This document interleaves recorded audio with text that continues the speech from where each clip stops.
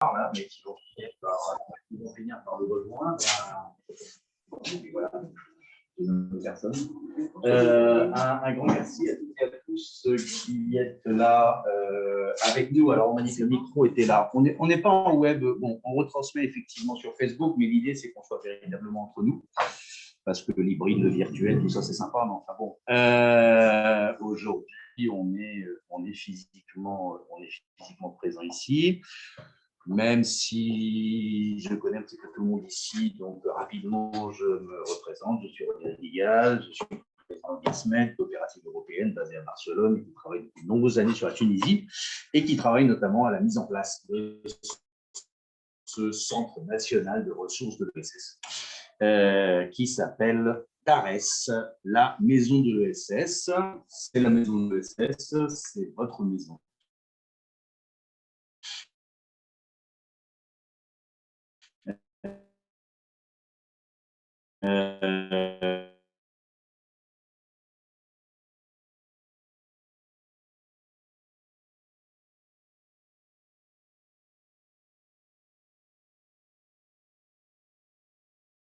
Et que ce soit une sorte de poumon de l'écosystème tunisien de l'économie sociale et solidaire. Je vais être très rapide parce qu'aujourd'hui, la star, c'est donc l'Observatoire de DARES. DARES a choisi un certain nombre de sujets principaux pour répondre à sa vocation de centre de ressources et la connaissance, l'observation, l'étude, l'analyse font partie de ses missions principales et c'est pour cette raison que se bâtit un observatoire. La semaine dernière, jeudi dernier exactement, nous avions un séminaire sur la finance solidaire, qui est un autre pôle de DARES. C'était un séminaire de très haut niveau. Personnellement, j'ai même appris des choses, donc j'étais content à mon âge, d'apprendre encore des choses sur la finance solidaire. Et nous avions des représentants, bien évidemment, on n'écoute jamais de France, d'Italie, mais aussi du Québec. On est allé chercher malgré le décalage horaire. Il a fallu que je l'interviewe un petit peu avant, mais nous avions Philippe Garand, qui est le président du réseau de la finance solidaire au Québec, et qui nous a fait un petit speech. Là, on a fait une petite interview pendant un quart d'heure qui était tout à fait passionnante. Donc, et l'observatoire, aujourd'hui, c'est donc Mehdi, son responsable, qui va nous en parler et qui va nous présenter le premier livrable, comme on dit dans le jargon. Le premier, mais au-delà d'un livrable, c'est le premier cahier de l'observatoire d'Arès, qui inaugure une série d'ici l'année prochaine de 5 cahiers qui vont sortir. L'observatoire va se mettre en place. Il va mettre en place de la même façon que DARES elle-même une gouvernance, un conseil scientifique qui va composer de personnalités de haut niveau qui vont décider précisément quel sujet doit faire l'objet d'une attention plus particulière. Un observatoire, ce n'est pas un simple outil statistique, sachant que la statistique n'est jamais simple, mais c'est aussi un levier de connaissances et d'approche de thématiques politiques qui puissent être utiles ensuite aux décideurs, parce que sans information, et comme le dirait notre référent Thomas Guérin, qui interviendra un petit peu tout à l'heure, ce qui ne se compte pas ne compte pas, mais en plus, ça ne se raconte pas. Donc, il est important d'avoir de la matière, de la connaissance pour pouvoir ensuite travailler dessus. Voilà, je voudrais souhaiter une bienvenue toute particulière à Madame la Ministre et donc Madame Lamia Sbibi, qui est aujourd'hui présidente du Conseil national de la statistique.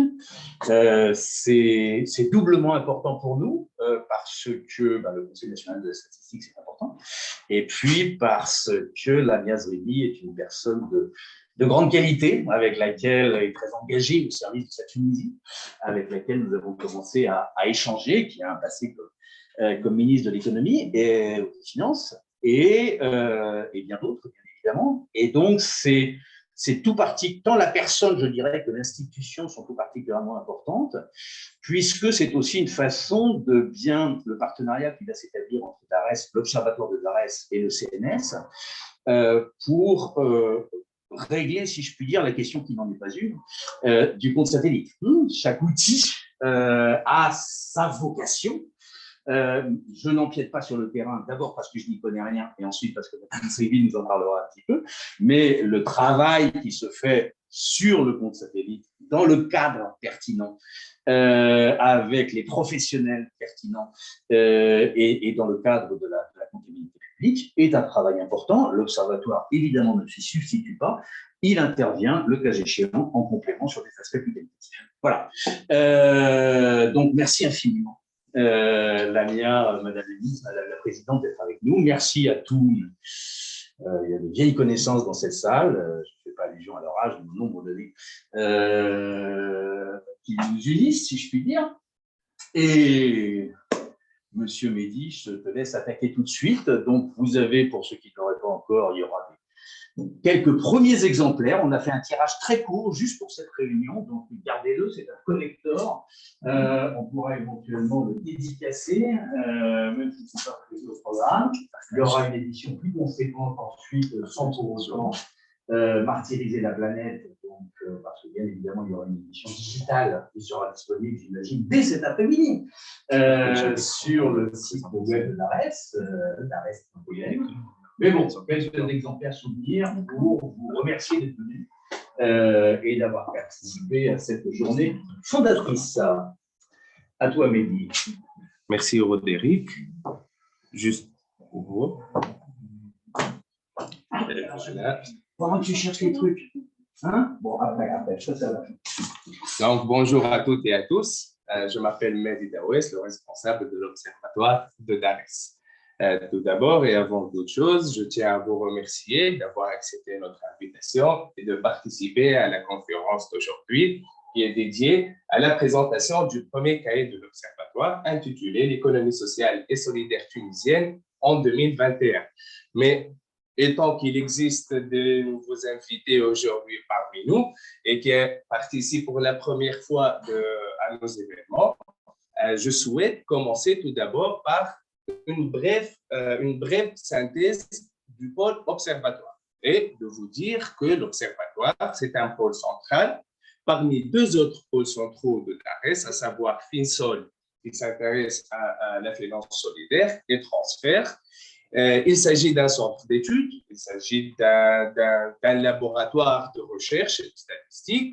Les missions, et pour être simple, les missions de l'Observatoire peuvent être résumées en deux catégories, en deux types de missions. La première mission consiste à mener des concertations avec différents acteurs locaux, régionaux, nationaux et même internationaux.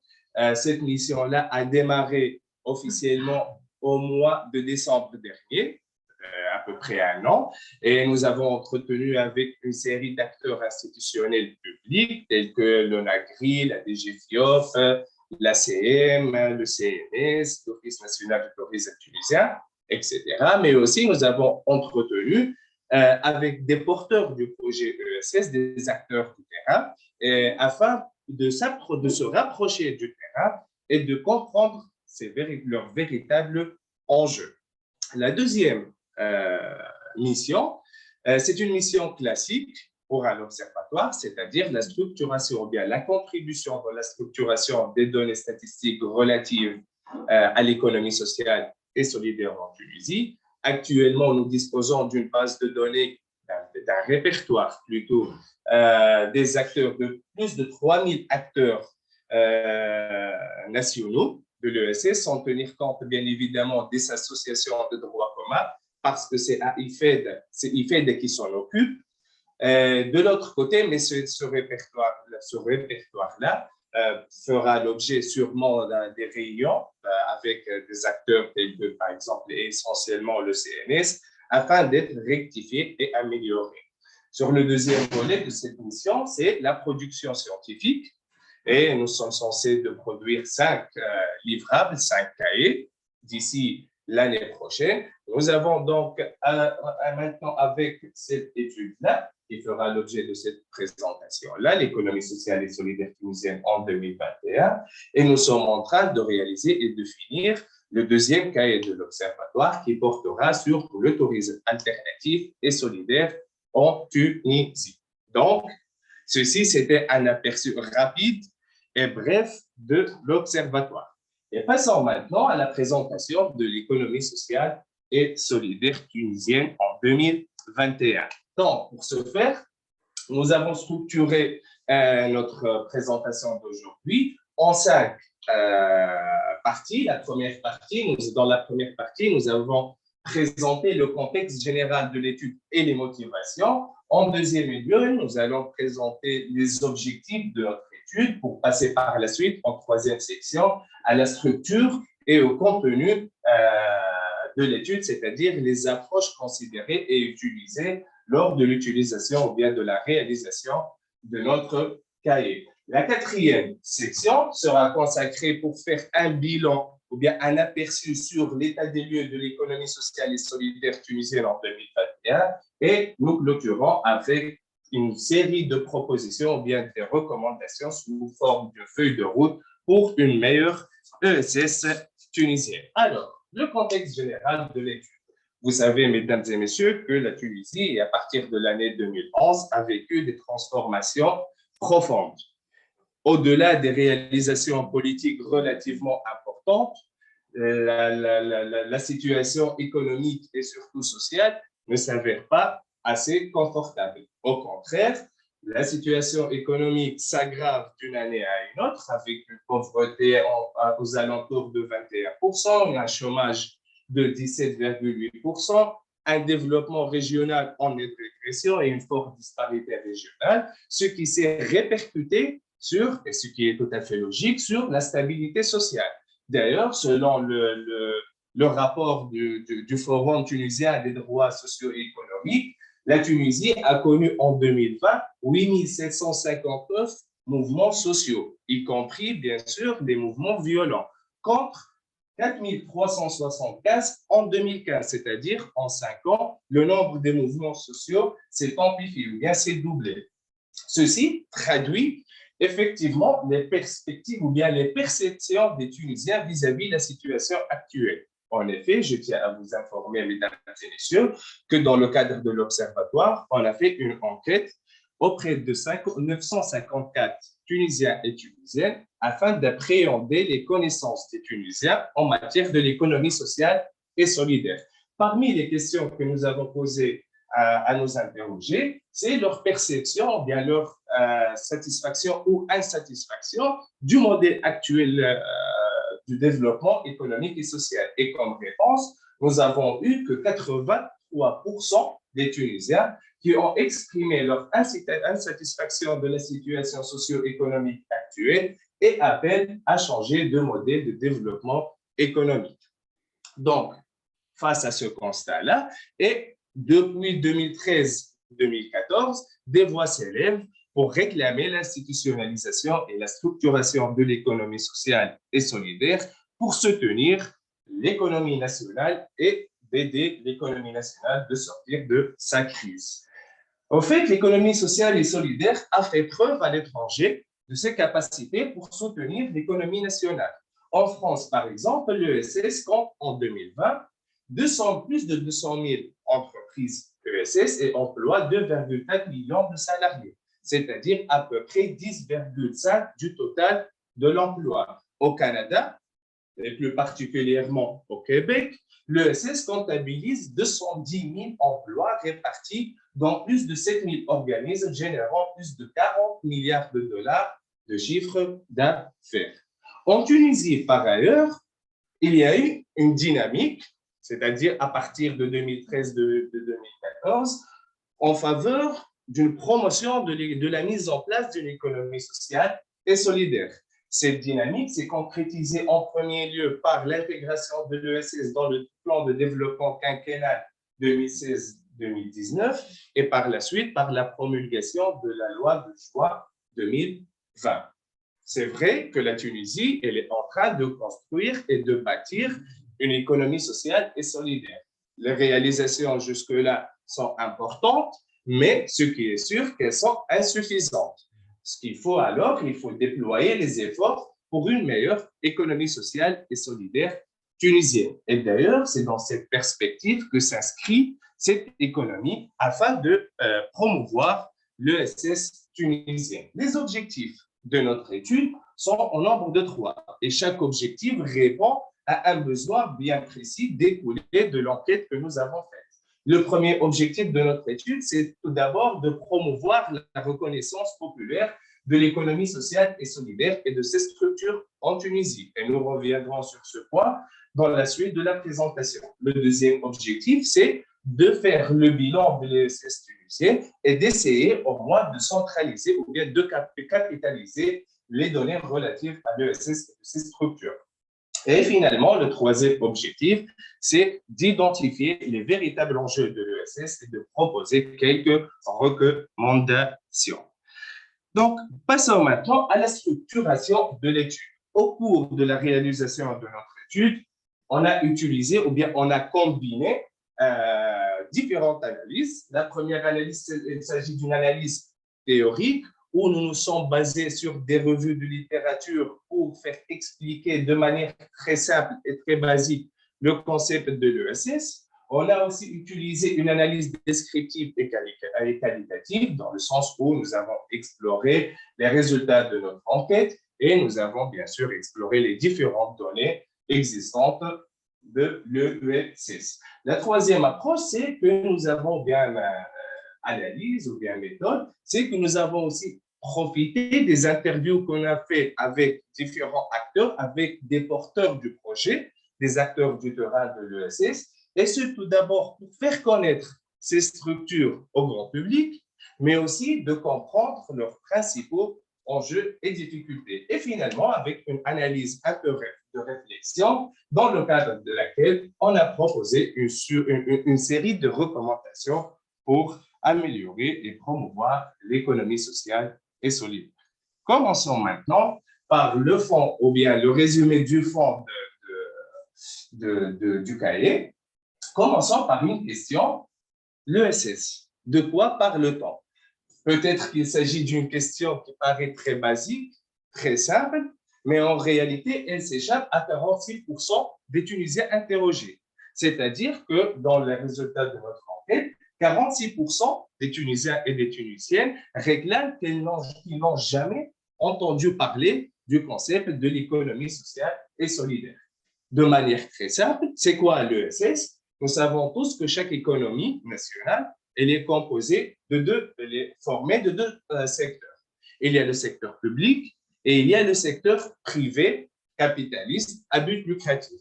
À ces deux secteurs-là, on peut rajouter un troisième secteur, un secteur privé, solidaire, mais la différence, c'est qu'il n'est pas à but lucratif. Il y a une certaine caractéristique ou certains principes qui permettent de distinguer l'ESS du secteur privé capitaliste. Une liste, parmi ces principes-là, on trouve la primauté des personnes et de l'objet social sur le capital, l'utilité collective et sociale, la non-lucrativité individuelle, la gouvernance démocratique, la liberté d'adhésion et de sortie de manière volontariat et l'hybridation des ressources. En Tunisie, nous disposons effectivement d'une loi promulguée en 2020 qui précise le cadre définitionnel de l'ESS tunisienne. Pourtant, il y a 64% des Tunisiens interrogés qui n'ont jamais entendu parler de l'ESS. À travers cette loi, la Tunisie a défini l'économie sociale et solidaire comme étant donc un modèle économique composé d'un ensemble d'activités économiques à finalité sociale et portant sur la production, la transformation, la distribution, l'échange, la commercialisation et la consommation de marchandises et services assurés par les entreprises de l'ESS, et ce en vue de répondre à des besoins collectifs et à l'intérêt économique et social général dont le but principal ne consiste pas à s'en partager les bénéfices. Toujours avec la même loi, les domaines d'activité qui concernent l'économie sociale et solidaire, la loi était claire dans ce sens et elle a donné la liberté de l'économie sociale et solidaire pour intervenir, sauf que il y a une condition, c'est que les activités doivent avoir une finalité sociale. Cette spécificité de l'économie sociale et solidaire, elle est partout d'ailleurs, mais pas unique à la Tunisie, peuvent être un point de force pour l'ESS en Tunisie.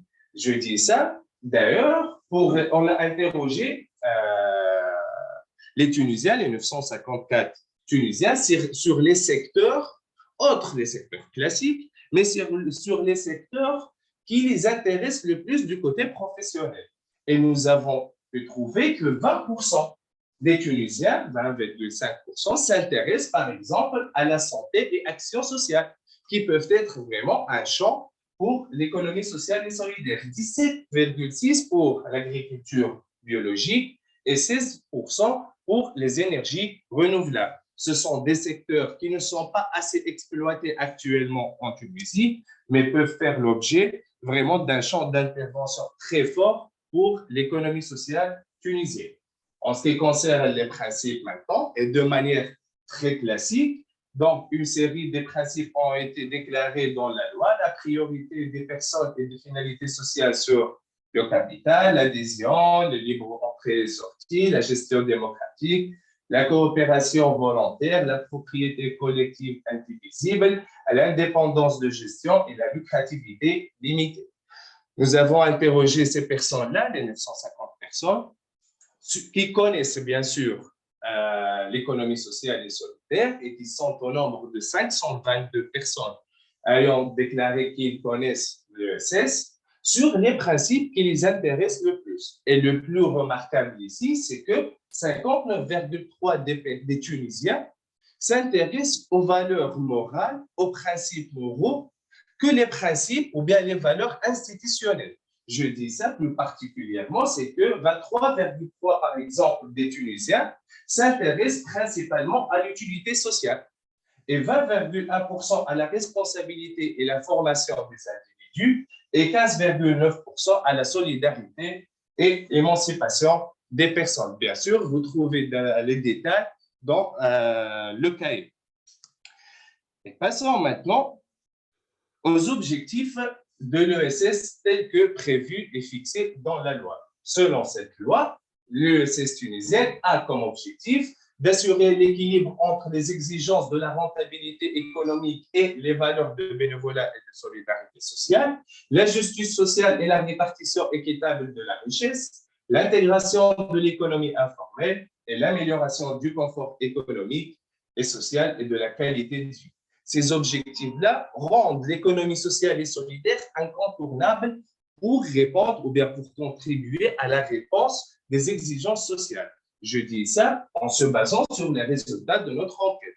Parce qu'en fait, sur l'ensemble, bien la totalité des réponses obtenues, 53% des réponses considèrent l'éducation, la santé et le bien-être et la lutte contre la pauvreté comme principaux enjeux actuels du pays. Ce sont des enjeux vitaux de première nécessité auxquels l'économie sociale et solidaire peut répondre efficacement et peut contribuer dans l'amélioration ou bien dans le défi ou bien pour relever ces enjeux-là.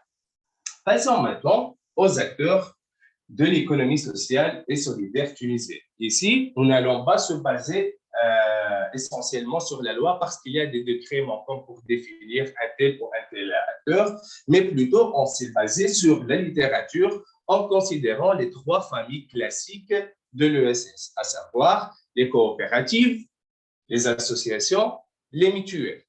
En termes de notoriété pour le grand public, ces structures, il y a certaines structures plus reconnues que d'autres.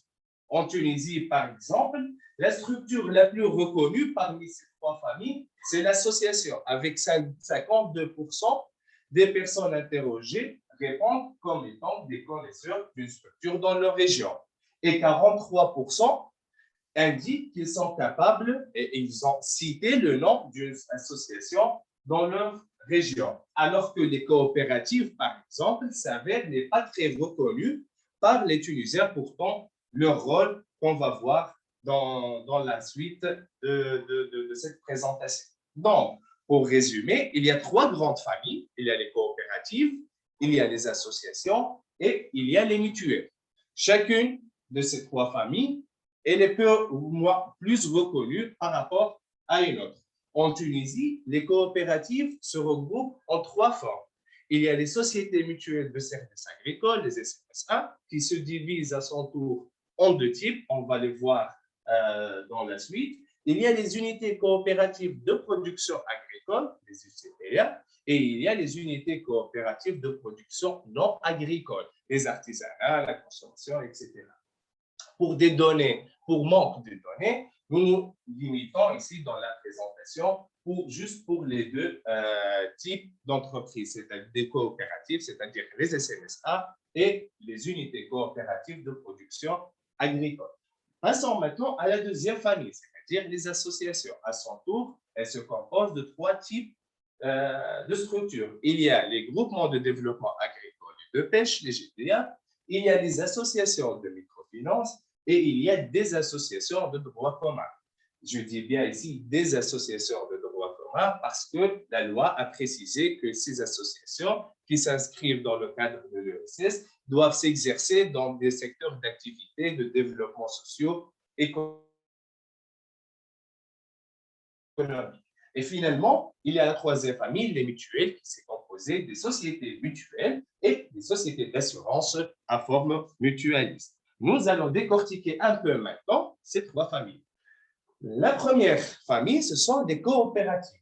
Alors, de manière générale, le tissu coopératif en Tunisie, il est composé de 303 unités coopératives générant 828 millions de dinars et employant 4 910 salariés. L'ensemble du tissu coopératif adhère 28 149 adhérents avec une moyenne de taux de pénétration de 5%, c'est-à-dire 5% seulement des agriculteurs tunisiens adhèrent à des coopératives. Et sachant que ce taux-là peut remonter à 75% dans d'autres pays tels que la France. Donc, les coopératives, comme je viens de vous le dire tout à l'heure, il existe les sociétés mutuelles de services agricoles et les UCPA.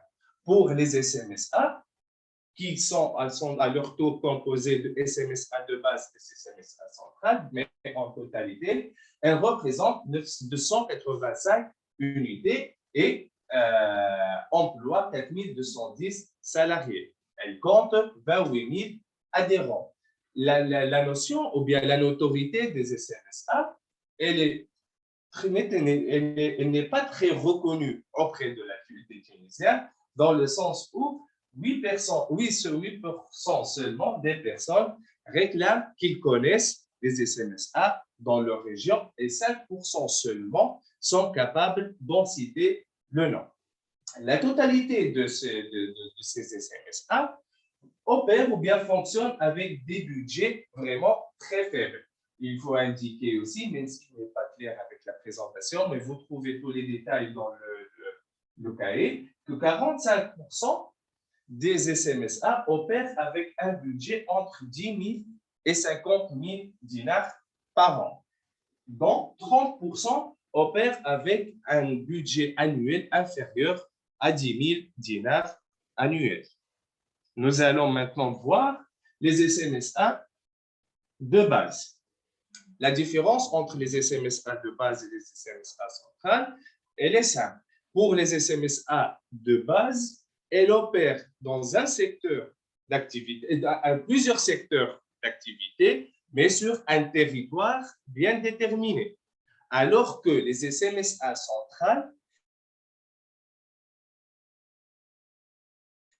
ils exercent une seule activité, mais sur tout le territoire tunisien. Commençons par les SMSA de base. Le tissu unité, c'est-à-dire les SMSA de base. La majorité de ces SMSA-là sont implantés dans le centre-ouest, le centre-est et le nord-est. Et voilà la répartition géographique des SMSA de base. La plupart des SMSA-là opèrent dans le domaine, bien dans le secteur laitier, avec 31% des unités des SMSA de base dont appartenant au secteur laitier. En termes de budget, comme je viens de vous le citer, 75% opèrent avec un budget inférieur à 50 000 dinars par an et 30,8% avec un budget inférieur à 10 000. Ces SMSA de base comptent en 2020 25 000 adhérents et emploient 2 530 salariés, soit 11,5 salariés par SMSA. Bien sûr, la répartition de ces salariés-là la catégorie ou bien des salariés se répartit entre 60% presque comme des ouvriers permanents, 24% comme des cadres et 12% comme des ouvriers occasionnels.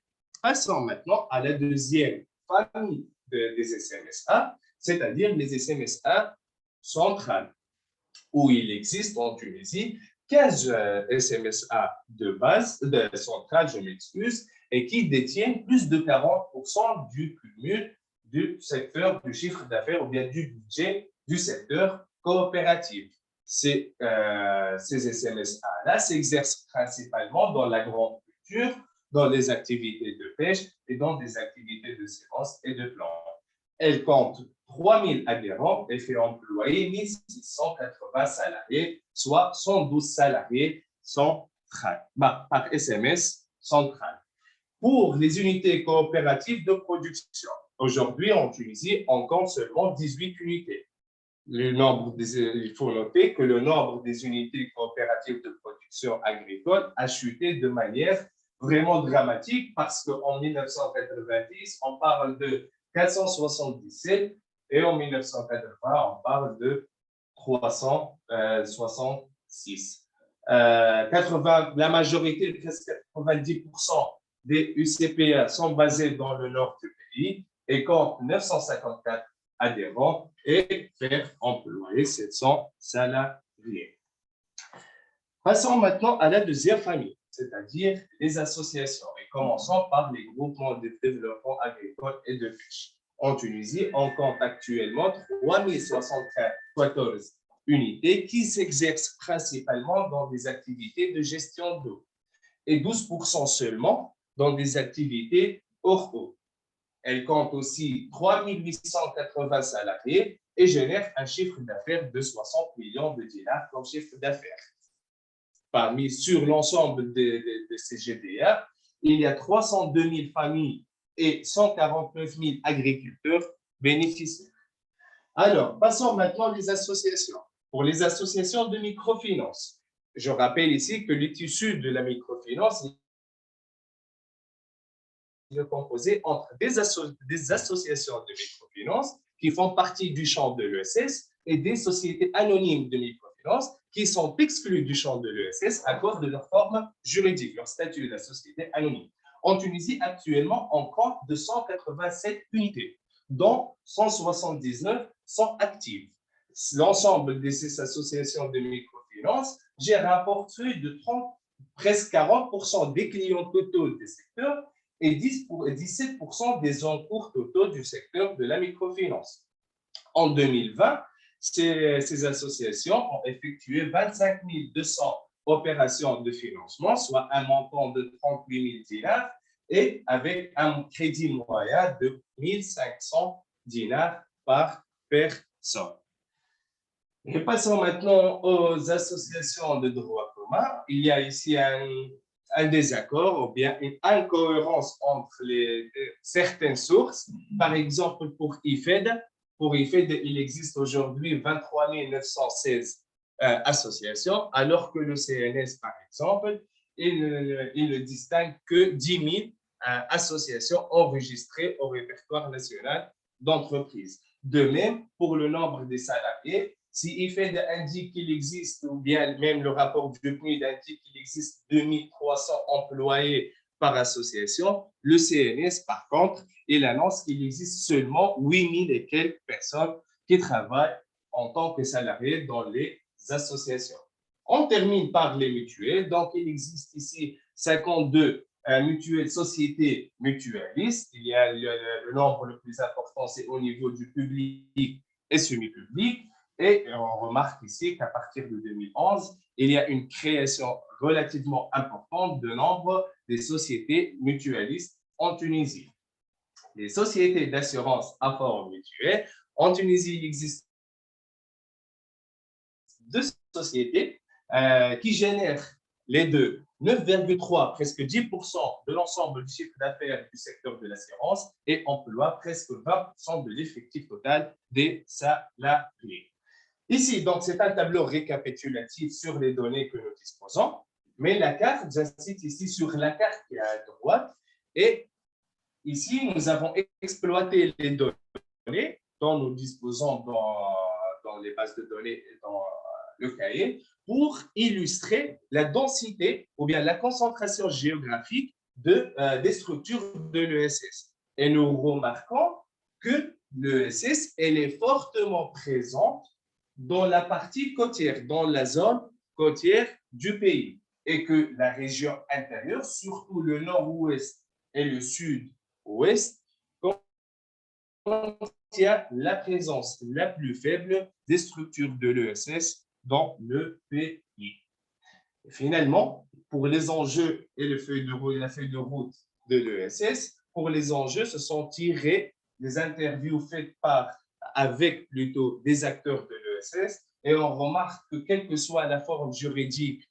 de la structure, toutes ces structures-là partagent des problématiques ou bien des enjeux communs, des enjeux internes relatifs essentiellement à la fragilité financière, aux enjeux de commercialisation. Ils trouvent des difficultés énormes pour commercialiser leurs produits, mais ils avouent aussi qu'il y a une mauvaise gouvernance due à la mauvaise formation, au manque de formation des employés, et aussi à un comportement illicite de certains dirigeants qui n'ont rien à voir avec l'économie sociale et solidaire.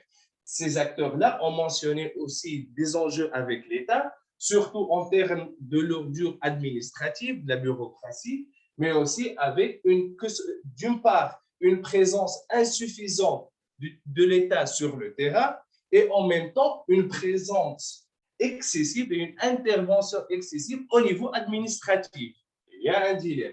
Mais aussi, bien évidemment, ils ont réclamé 2 types de difficultés, des difficultés de financement, ça on est d'accord, et il y a aussi des difficultés juridico-institutionnelles liées au texte, décret, etc. Et finalement, pour terminer, pour une meilleure ESS, nous avons proposé quelques points. Ici, pour le besoin de financement, ici, une pensée, peut-être que la finance solidaire pourrait jouer le rôle pour trouver des produits financiers adéquats avec les structures ESS. Il faut aussi une réponse et une communication intensive au grand public pour leur informer sur l'ESS. Il y a aussi la valorisation du rôle de la femme dans l'économie sociale et solidaire, et bien sûr l'appui dans la commercialisation des produits et services ESS, et surtout le soutien de la mise en place du compte satellite. Et voilà, mesdames et messieurs, le cahier de l'Observatoire. J'étais un peu rapide, j'ai eu un contrainte du temps. Mais tu as été très clair. J'espère que c'était clair pour moi. Le plus important, on va entamer un petit dialogue, un petit débat, enfin des questions, des éclairages complémentaires, des avis, enfin n'importe quoi. Avant d'en arriver là, je voudrais, à tout seigneur, tout honneur, si je puis dire, demander une première réaction à Madame Zribi. Je sais que vous travaillez très fort sur le compte satellite, que vous avez travaillé plus particulièrement sur la dimension agricole, si je suis bien informé, que vous allez prochainement présenter le résultat de vos travaux. Alors vous pouvez, si vous acceptez de venir avec nous, qu'est-ce que ça vous inspire tout ça au débeauté? Vous découvrez, je dirais,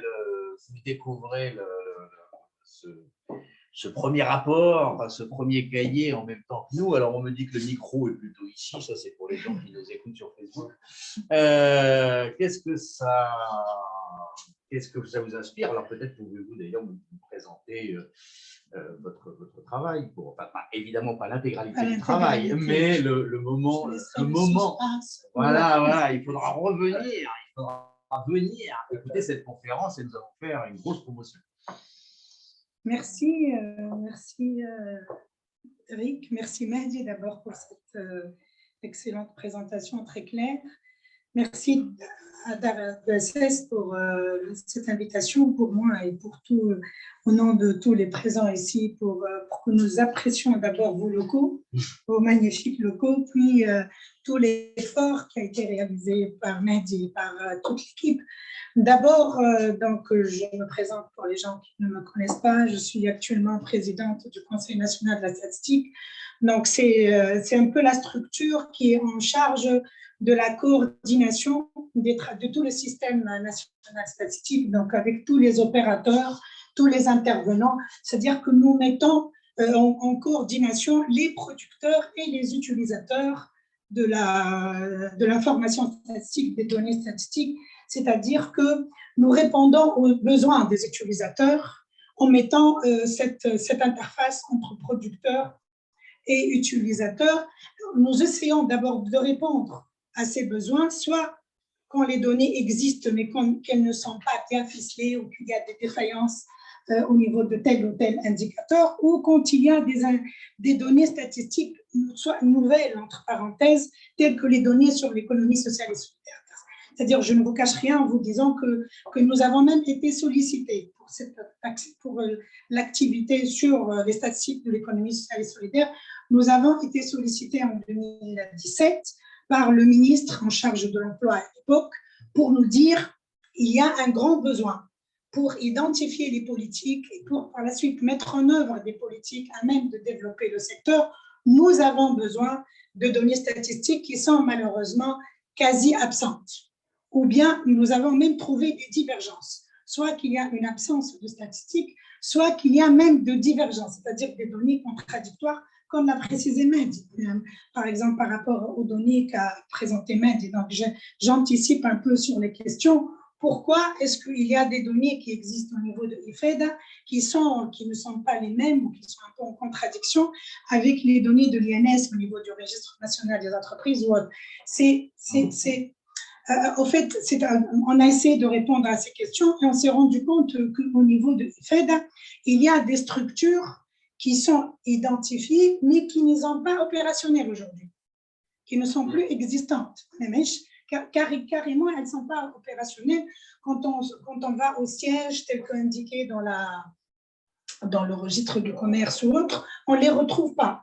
Et on se rend compte qu'elles ne sont pas actives depuis une année, 2 ans. Donc, le registre des entreprises a procédé à un travail de nettoyage et c'est pour ça qu'on retrouve pas le nombre qui existe sur d'autres structures. Donc, tout ça pour dire qu'il faut un travail de coordination, soit au niveau des structures statistiques, mais aussi, comme je l'ai dit à Rodrigue, soit un peu cette coordination ou cette coopération ou ce partenariat qu'on doit instaurer entre les structures publiques et le privé pour éviter les redondances et pour éviter le doublant. Parce que par rapport à ce qu'a présenté Mehdi, je dirais qu'au niveau du Conseil, on a fait un travail monstre pour retrouver pratiquement la même chose. On a fait du double emploi pratiquement sur le travail parce que nous, on s'est focalisé sur, comme je vais le présenter, sur le secteur agricole, mais le gros du travail a été repris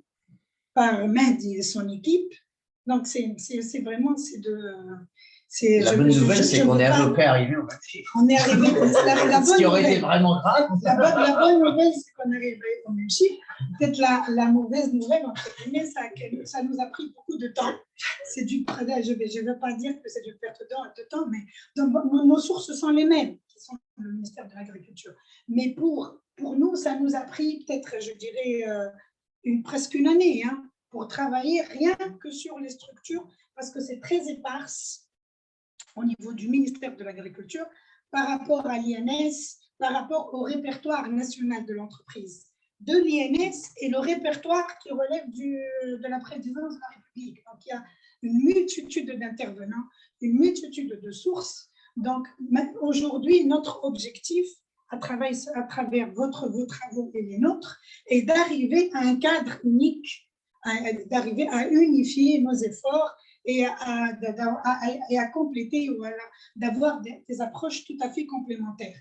C'est ça l'objectif de ma présence aujourd'hui et des discussions et des dialogues que nous avons eue avec l'équipe de DAR ESS, et bien sûr, nous sommes ouverts à toute autre. Donc juste d'abord pour donner un peu un aperçu sur ce qu'on est en train de faire, donc, je ne vais rien ajouter par rapport pour dire sur l'importance que vous connaissez, que sur cette prise de conscience en Tunisie, et surtout depuis 2011, sur l'importance de l'économie sociale et solidaire, comme l'a dit Mahdi, en tant que troisième secteur ou en tant que troisième que secteur tierce, pouvant appuyer le secteur public et le secteur privé pour créer de la richesse, pour créer des emplois, pour créer une dynamique de développement dans les régions qui ont bien besoin de cet acteur spécifique qui est dans l'objectif d'être, c'est un secteur de proximité, de terrain,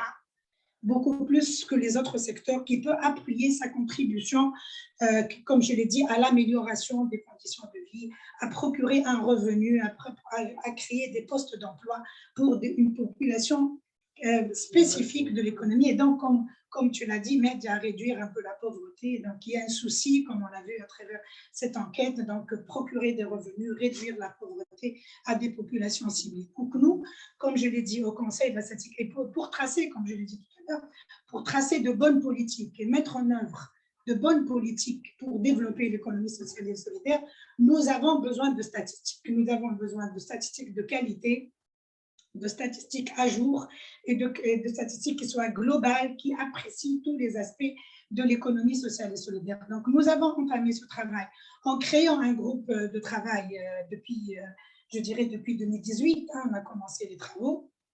On a mis sur la table tous les intervenants de l'économie sociale et solidaire. Nous avons réalisé un premier rapport sur l'économie sociale et solidaire que nous avons présenté en fin 2019, qui a permis de mettre l'accent, je vais dire, sur 3 points.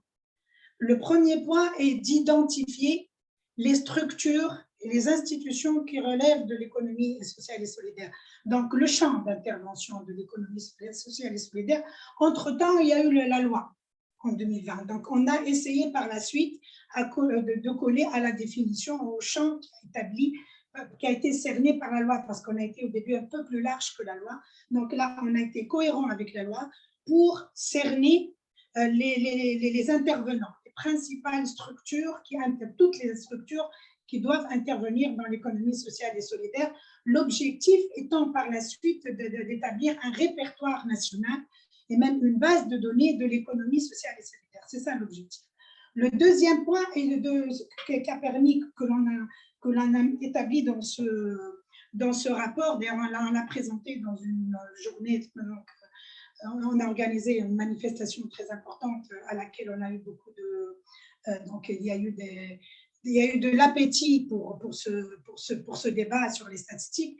Le deuxième point, c'est d'avoir des indicateurs clés qui peuvent nous renseigner sur l'économie sociale et solidaire. Donc, comment par la suite cerner ces indicateurs-là pour les mettre, comme je l'ai dit, parce qu'il y a une grande absence au niveau des statistiques. Pour travailler sur des indicateurs, nous avons besoin de données brutes. Et là, nous avons travaillé sur l'établissement d'un compte satellite. Comment établir un compte satellite de l'économie sociale et solidaire qui vient, comme je l'ai dit, comme l'a dit M. Rodrigue, c'est un deuxième axe. Parce que pour cerner l'aspect statistique de l'économie sociale et solidaire, nous avons deux outils qui se complètent. D'une part, l'observatoire, établir un observatoire de l'économie sociale et solidaire, mais si on veut affiner encore davantage les données et avoir donc la contribution de l'économie sociale et solidaire dans les différents aspects des données de la nation, parce qu'on a été d'abord cohérent avec ce qui fait au niveau international et surtout cohérent avec le système de comptabilité nationale tunisien. Donc, essayer de capter la contribution de l'économie sociale et solidaire dans les différents aspects de la comptabilité nationale, donc dans la création de richesses, dans la création d'emplois, dans l'investissement, dans la dynamique de production, comme je le disais tout à l'heure, dans la création de revenus. Pour pouvoir capter tout ça, nous avons besoin d'établir ce compte satellite. Donc, on a fait le travail pour faire, quand on a commencé, on a travaillé, on a vu large. On a voulu faire toute l'économie sociale et solidaire d'un même coup. Et c'était impossible de travailler de cette manière-là. Donc, on s'est dit, on va commencer d'approcher l'exercice sectoriellement. Et on s'est rendu compte que c'est le ministère de l'Agriculture, comme l'a présenté Mehdi, qui dispose du nombre le plus important d'institutions et d'organismes qui relèvent de l'économie sociale et solidaire. Donc, on a invité nos collègues du ministère de l'Agriculture, et même au sein de l'agriculture, je ne sais pas si nous avons parmi nous des représentants. Je ne crois pas, non. Je ne pense pas, malheureusement. Mais même au ministère de l'Agriculture, c'est-à-dire qu'il n'y a pas de coordination au niveau du ministère. Même, ça n'a pas été facile. Même au sein d'un seul département, ça nous a pris un temps monstre de ramener toutes les personnes concernées, mais surtout de faire, de décortiquer toutes les données, parce qu'il y a des collègues donc, qui disposent de l'information, mais qui ne savent pas que c'est une information qui peut servir à cerner l'économie sociale et solidaire, même au niveau de l'agriculture. Donc, ça a été une occasion, quand ils sont venus au Conseil, de connaître l'importance de la richesse dont ils disposaient sous forme d'informations statistiques. Donc, on a finalement, après une année, ou même plus d'une année, on est arrivé à construire ce compte satellite. Donc, on a fait recours à de l'expertise. Donc, c'est des collègues qui nous ont appuyés. Donc, c'est un universitaire sur les aspects de définition, etc. Et un grand collègue et un ami du retraité de l'Institut national de la statistique. Il faut un comptable national pour faire cet exercice très compliqué, qui a travaillé sur ça. Et aujourd'hui, nous avons ce compte satellite de l'agriculture, donc comme je vous l'ai dit, qui répertorie toutes les structures rattachées au ministère de l'Agriculture et qui représentent, donc qui peuvent être apparentées à des structures relevant de l'économie sociale et solidaire. Nous avons établi ce compte et nous avons des résultats très, très pertinents sur la contribution de ces structures au niveau de l'agriculture. Nous allons présenter, donc nous n'avons pas, le travail est prêt depuis le début de l'été, mais malheureusement, on ne l'a pas présenté parce que nos collègues du ministère de l'Agriculture préfèrent qu'ils aient un ministre de l'Agriculture, mais finalement, aujourd'hui, nous avons un gouvernement, nous avons un ministre de l'Agriculture et on a discuté avec eux. Probablement, nous allons présenter ce travail la deuxième quinzaine du mois de novembre. Nous allons présenter ces résultats. Nous avons des données sur l'importance de l'économie sociale et solidaire qui relève du ministère de l'Agriculture sur les différents agrégats de la comptabilité nationale. C'est un projet très, très, très, très important. Donc, les résultats sont excellents. Donc, une fois que nous aurons présenté ces résultats, ça y est, nous avons quelqu'un du ministère. Voilà. D'accord. Non, parce qu'il y a 3 minutes, Madame Grévy disait, est-ce qu'il y a quelqu'un du ministère de l'Agriculture? Et on répondait, non, il n'y a personne. Il suffit de demander. Vous demandez, ça arrive. Nous allons présenter, madame, c'est ça, bientôt nos résultats, donc, en coordination avec le ministère de l'Agriculture, que je remercie bien. Vraiment, on a eu une grande appropriation et une grande...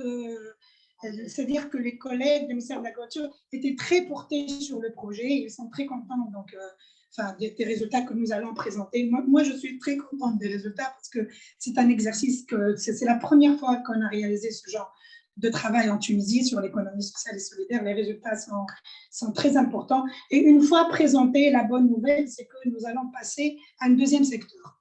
Ce sera probablement l'artisanat, probablement dans le secteur de l'artisanat, pour par la suite appréhender l'économie sociale et solidaire dans sa totalité en Tunisie. Et ça sera un projet que j'espère qu'il continuera par la suite, qui sera inséré dans les comptes de la nation et de la comptabilité nationale. Donc, et l'INS aura par la suite la charge de publier annuellement le compte satellite de l'économie sociale et solidaire de la Tunisie. Donc, vous serez nos invités, Inch'Allah, courant du mois de novembre, la deuxième quinzaine du mois de novembre. Je ne vous en dirai pas plus pour garder le suspense. Donc, sur mais c'est des résultats, moi je pense que c'est des résultats très pertinent et très édifiant sur cette partie qui revient à l'agriculture. C'est déjà peut-être 70 ou 75%, même plus, revient à l'agriculture. On a fait le gros du travail et on est rodé maintenant. Donc, j'espère que les collègues du ministère du commerce ou du tourisme plutôt. Maintenant, ça change tellement vite. Le ministère du tourisme seront, je le pense, seront aussi coopératifs que nos amis et collègues du ministère de l'Agriculture pour qu'on finalise le compte satellite de l'artisanat, pour avoir par la suite un travail plus complet. Donc, merci pour votre attention. J'espère que je n'ai pas été très longue. Merci infiniment, Madame Lamia, comme on dit. Sinon, on vous donne la chaise ici parce que quelque chose nous dit, c'est pas pour vous voler votre chaise, c'est parce que quelque chose nous dit que le débat va aussi vous mettre à contribution. Mais non, et donc c'est pour que vous puissiez vous asseoir. Je serai alors peut-être pas, on va me mettre pas exactement dans le projecteur, on va trouver, voilà. Ça y est, on a pour l'instant supprimé le projecteur, on n'en a plus besoin dans l'immédiat, même si on va avoir notre collègue Thomas Guérin qui va intervenir rapidement depuis la France. Merci infiniment. C'est vraiment, vous avez compris que je ne suis pas un amoureux du protocole, mais là, c'est vraiment un honneur. En plus d'être un plaisir. Quand on peut avoir le jeu l'utile et l'agréable, c'est quand même merveilleux. De vous avoir avec nous, je crois que c'est très très important, au-delà de l'Observatoire, pour DARES, pour l'ESS tunisienne, pour des dynamiques de coopération, de synergie, d'être ensemble, de travailler ensemble, quelles que soient, je dirais, nos casquettes, nos responsabilités institutionnelles dans votre cas, des responsabilités plus opérationnelles dans le nôtre. De vraiment travailler ensemble pour construire la Tunisie de l'ESS. Et je pense que la passion avec laquelle vous parlez du sujet, et qui était assez perceptible, nous ont démontré, à qui en aurait douté, que ce n'est pas un simple exercice statistique. On est vraiment en train de parler de la réalité des choses, de la réalité des difficultés de ce pays et de la réalité des solutions pour en sortir. Et c'est quand même très, très réconfortant. Je vous parle aussi un petit peu comme étranger, je dirais, de service, d'observer, d'écouter ce discours. On va rapidement peut-être donner la parole et on sera évidemment tous, et bien plus, on va tous relayer sur nos réseaux sociaux, etc., lorsque nous connaîtrons la date de la fameuse conférence, et en espérant, Inch'Allah, que ce soit la seconde quinzaine du mois de novembre. Si c'est le cas, je vous dis d'ores et déjà que j'aurai plaisir à m'inscrire pour vous écouter plus complètement. Alors, on va peut-être, si tu peux remettre peut-être le projo, Mehdi, parce que nous avons le camarade Thomas qui est là. Thomas Guérin. Il apparaît ou il apparaît pas? C'est connecté, c'est pas connecté? Comment ça marche? Est-ce qu'on sait comment ça marche? Parce que moi, je l'ai ici, mais je le vois pas. Est-ce que tu arrives à le mettre? C'est toi qui l'envoie. D'accord. On va connecter Thomas Guérin, alors, il m'entend, donc je peux commencer à le présenter, même si on ne le voit pas à l'image. On va bientôt te voir. Thomas est ce qu'on appelle dans le jargon de DARES un de nos experts référents. Alors, c'est un référent sur l'Observatoire. On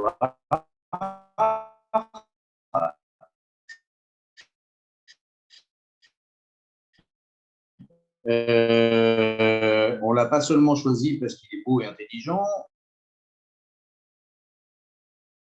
J'ai toujours tendance à dire 2005, tu me dis que c'est avant, mais enfin bon, c'est pas grave. Il a été à l'origine, je dirais, de ce qui est aujourd'hui l'Observatoire français de l'ESS. Ça a commencé au régional, dans une région qui est la région PACA, où il vit, à Marseille. Une commande politique, un petit peu ce que vous disiez tout à l'heure, madame. Des politiques qui disent, bon, ce sujet, ça a l'air sympa, mais si j'ai rien pour le mesurer, c'est compliqué d'y comprendre quelque chose, d'une part, et puis c'est compliqué de savoir ce que ça représente et ce que ça peut représenter. Et donc, Thomas, tu me corriges si je dis... Il est connecté ou il n'est pas connecté, camarade là? Ça y est, oui, mais pourquoi ça se figure, ça se projette pas ici? Oui, c'est pas fait. Il est là, Thomas. Oui, mais là, je ne suis pas... Mais il n'est pas à l'écran, en tout cas. Donc, tu as encore ton slide. C'est peut-être parce qu'il faut enlever le slide. Attends. Il faut enlever l'écran partagé. On va te voir, Thomas. Ne t'impatiente pas, surtout que c'est l'heure du déjeuner. Tu vas aller de travers. On va partager l'écran. Alors, on arrête de le partager, surtout. Comment ça marche? On a arrêté de partager. Non, non, il est là. Il est encore partagé, celui-là. Attends. Moi, pas comprendre. Cyrine, toi qui es la spécialiste de la... Et si on partage comme ça, Ouais, mais il faudrait sortir celui-là. on trouve Thomas, non? Non, toujours pas. Vous voulez voir Thomas? On a un bug, oui, on voudrait voir Thomas. Merci, Cyrine. Et puis, petit à petit, donc ce premier, avec tous les soucis que ça pose, se mettre d'accord aussi avec l'INSEE, donc l'Institut national de la statistique en France, et puis commencer à approcher le sujet. Puis ensuite, cette même démarche a été partagée avec d'autres régions françaises. Et c'est comme ça que, par empilage, a fini par se constituer. Alors, ce n'est pas inintéressant, cette démarche régionale d'abord, et puis ça finit au national. Ouais, il se passe quoi? Ça bug? Non, je vais juste vérifier ça. Ça a fini par aboutir sur ce qui est aujourd'hui un observatoire consolidé, l'observatoire de l'ESS français. Et donc, Thomas travaille depuis maintenant plusieurs mois, pour ne pas dire plusieurs années, quand même pas tant que ça, décidément. Ah, ça avait l'air mieux là, oui. Non, mais ça revient toujours. Bon, écoutez, il y a un bug, c'est pas très grave, Thomas. Sinon, on va t'entendre déjà. Alors déjà, est-ce qu'on t'entend? Parce que ça, c'est une vraie question aussi. Moi, je vous entends très bien et je vous vois aussi. Donc, bonjour à tous. Alors, tu nous entends très bien, tu nous vois, mais nous, on ne t'entend pas et on ne te voit pas. Donc, enfin, on t'entend un peu. Vas-y, on a un petit problème là, de connexion. Quand je disais tout à l'heure qu'on ne faisait pas de l'hybride, donc voilà, on voit en gros. Quoi? Vous entendez pas très bien? Ok. Ouais, mais sinon, je vais lui. Bon, ben, sinon, ça sera foiré, Thomas, et puis tant pis, je vais essayer de reproduire tes propos si on ne t'entend pas assez. Vas-y, dis-nous. Alors, salut d'abord. Oui. Bonjour à tous à distance. Bon, j'espère qu'une prochaine fois, je pourrai être parmi vous. Ça va, vous m'entendez un peu quand même? Un petit peu. Un petit peu. Bon, jusque-là, tu as dit bonjour et que la prochaine fois, tu seras des nôtres. C'est ça. Donc ça j'arrive à le traduire. Non, mais je vais essayer de parler le plus fort possible. On est en train de chercher des baffles. Ça va bien. D'accord. Bon, ben déjà, quand même, remercier Roderick, remercier toute l'équipe de DARES et en particulier Mehdi pour son travail de qualité et en plus dans une ambiance chaleureuse, conviviale. Donc, vraiment félicitations et félicitations à tous pour ce premier travail. Très heureux de cette première publication. Peut-être deux points qui me semblent importants à souligner sur ce travail, ce qu'il ressort comme résultat. Et puis peut-être ensuite 2 points sur la suite. Oui, puis parle-nous un petit peu rapidement. On est en train de te brancher là, le son. Mais tu n'as pas seulement bossé sur la France. Tu as participé à l'époque à une coopération, je crois que c'était entre la région PACA d'ailleurs et la région de Tanger-Tétouan à l'époque. C'est rajouté à l'OCIMA depuis, au Maroc, pour faire de l'importation au Maroc d'observatoires de l'ESS. Tu as eu l'occasion de travailler, c'était avec nous il y a 2-3 ans, sur l'Algérie, pour travailler aussi. Alors,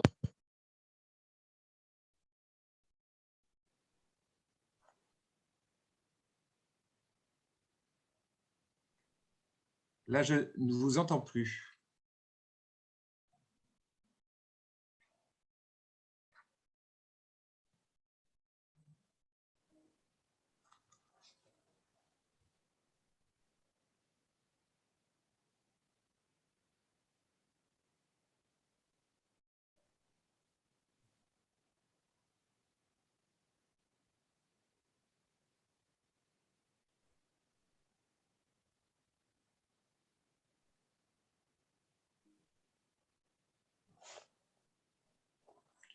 Je ne vous entends plus. Je ne sais pas si vous m'entendez encore, mais de mon côté, je n'ai plus de son.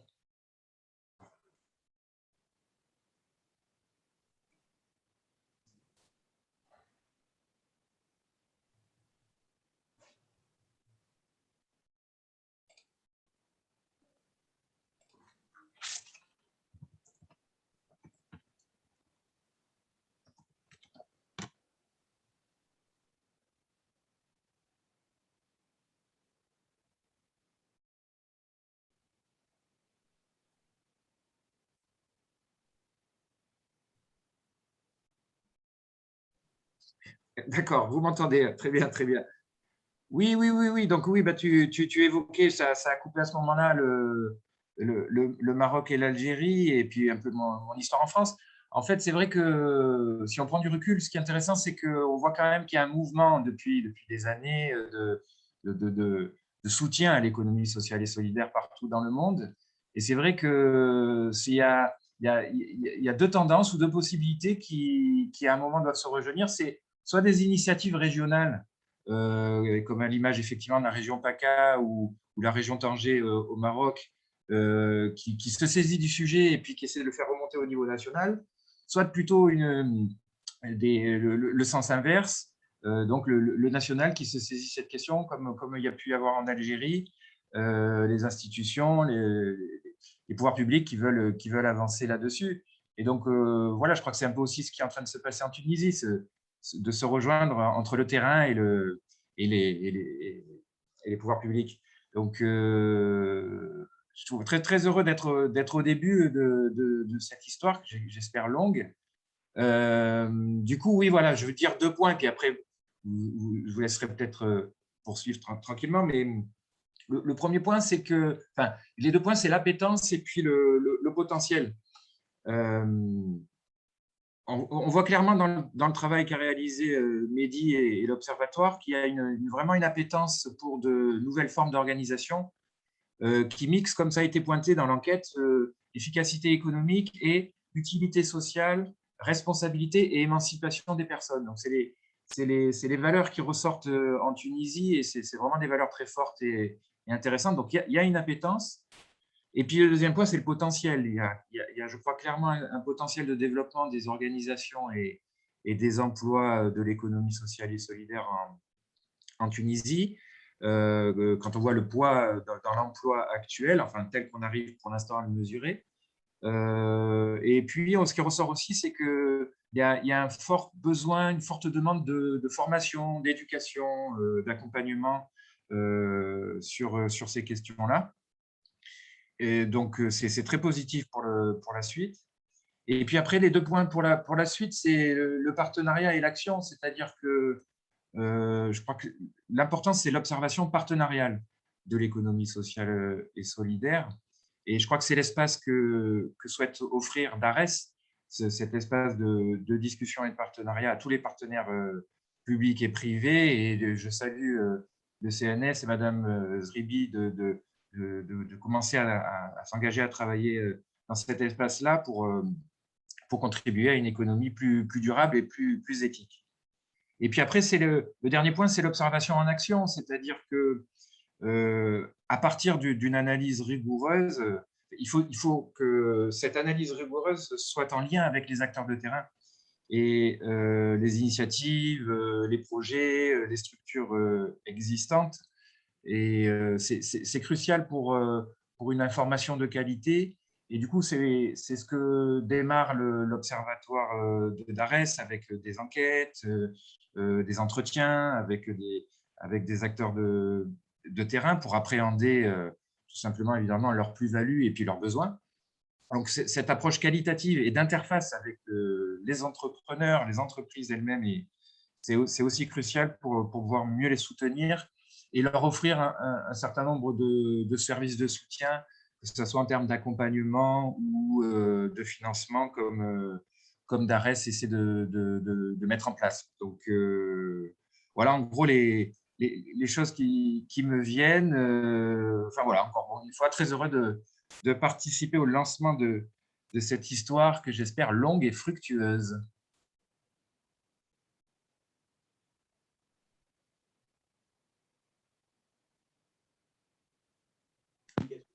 Je voudrais maintenant qu'on vienne vers la salle, parce que c'est sympa le distanciel, mais pour qu'on suit, il n'y a rien de tel.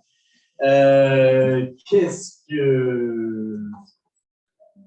Des réactions, des questions, des observations, des envies, des demandes, le travail qui a été fait. Je peux témoigner que ça a été un travail qui a été fait très sérieusement et je félicite Mehdi parce que il y a un an, il ne connaissait encore rien au sujet. Hein. Il s'y est mis de façon très volontariste. Il a, je crois, eu un très bon mentor en la personne de Thomas, qui un jour lui dit donnera des cours pour lui expliquer comment ça fonctionne, les observatoires. Tu nous entends là, Thomas, ou pas?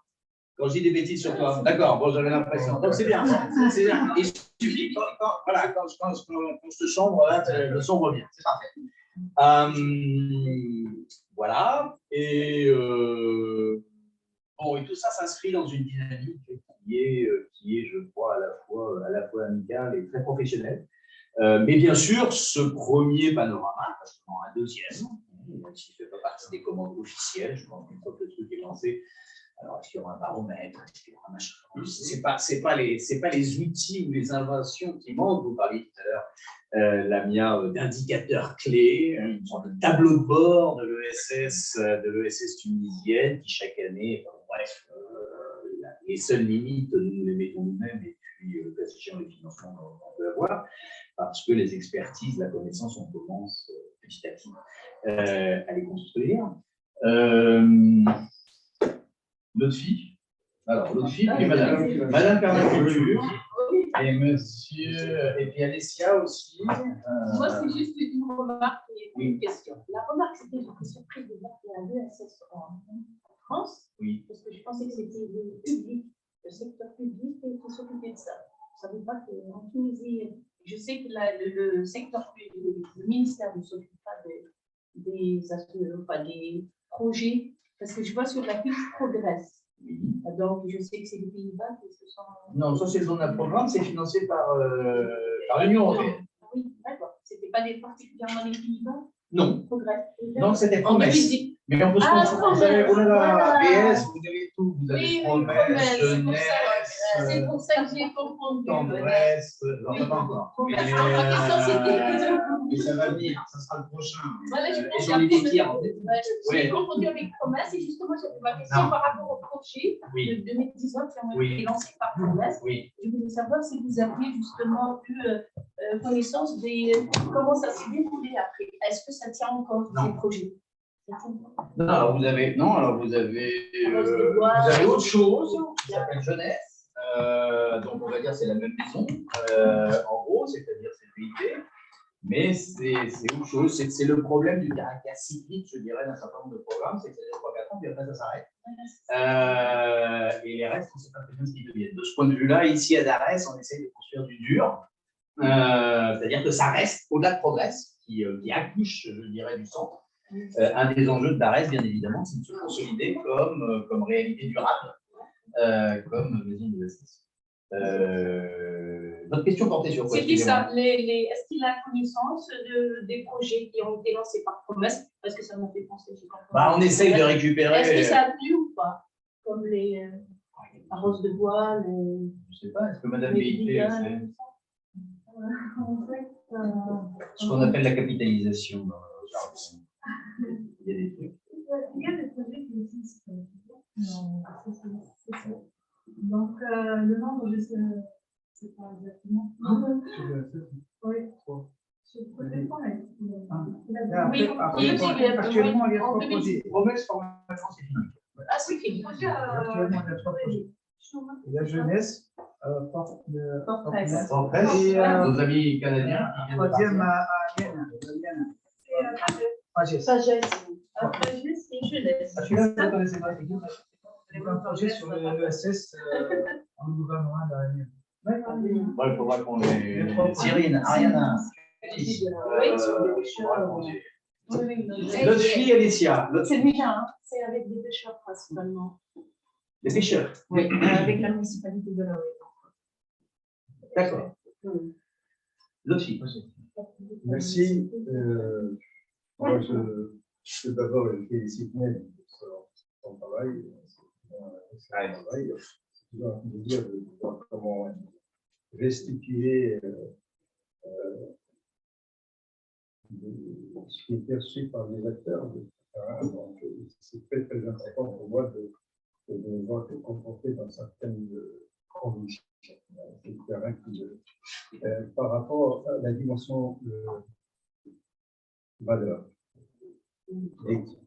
Pour moi, l'ESS a un avantage axiologique par rapport aux deux autres secteurs, qui est le secteur public et le secteur privé. D'ailleurs, on a l'habitude de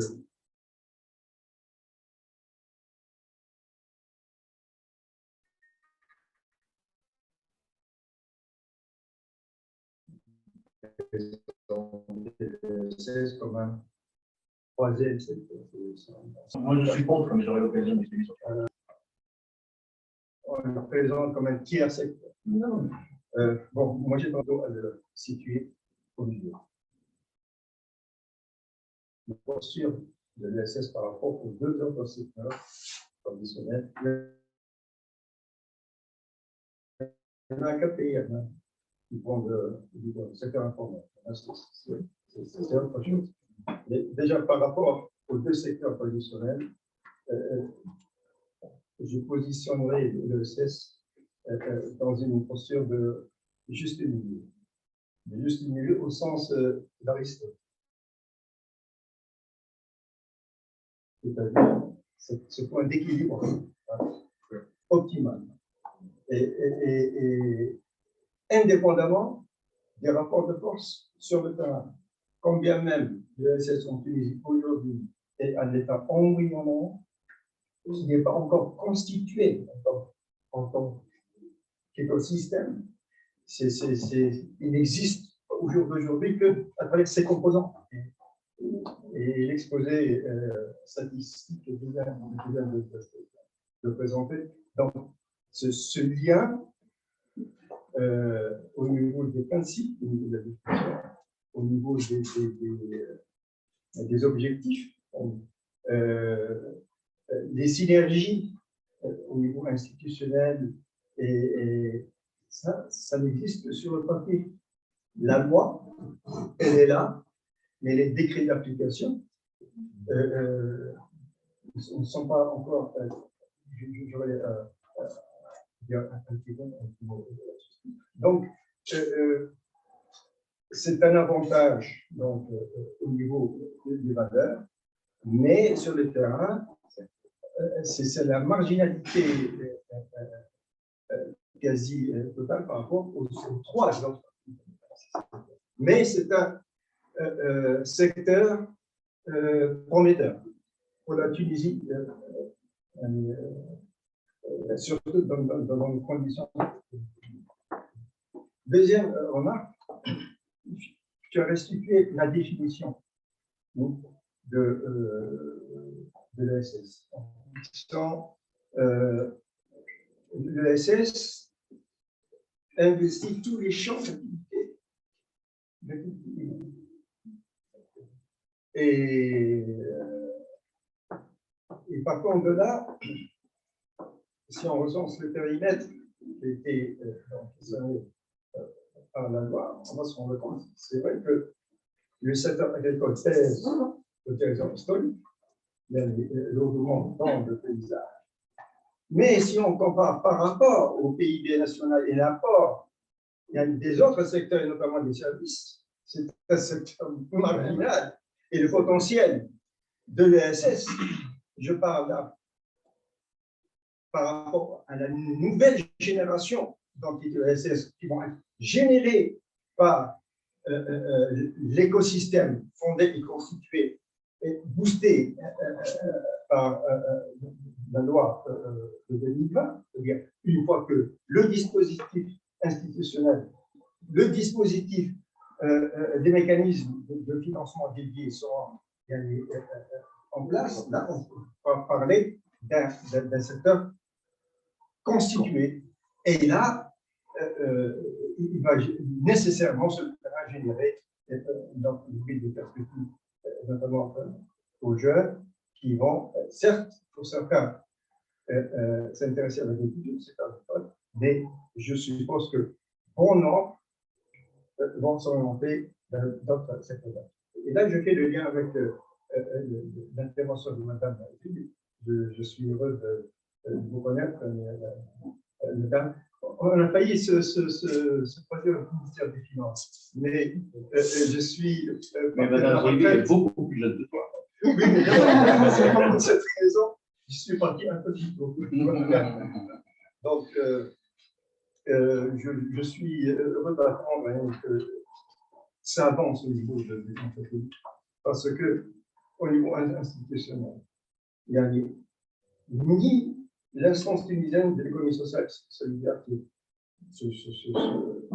la structure publique, c'est-à-dire l'adresse officielle de l'ESS, qui est prévue par le texte, et en attendant la NETI, qui fait office de cette institution, ni le Conseil supérieur de l'économie sociale solidaire,